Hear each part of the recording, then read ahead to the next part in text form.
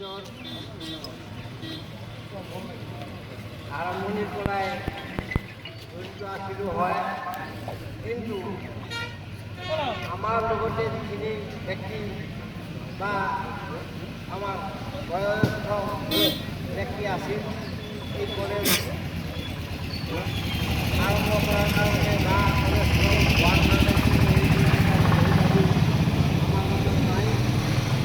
সৌভাগ্য বলে আমি নিজেকে ভাবি। সেই কারণে যে আজি এই 25 বছৰীয়া অনুষ্ঠানত মই আপোনালোকৰ সন্মুখত থিয় হ'ব পাৰিছোঁ। আমাৰ বহুত ব্যক্তি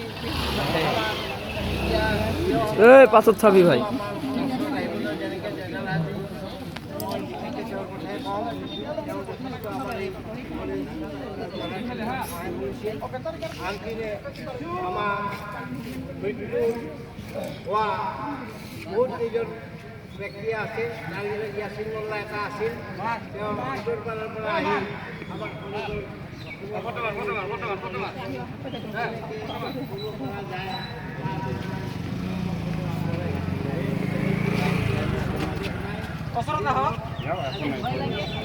একো নহয় যায়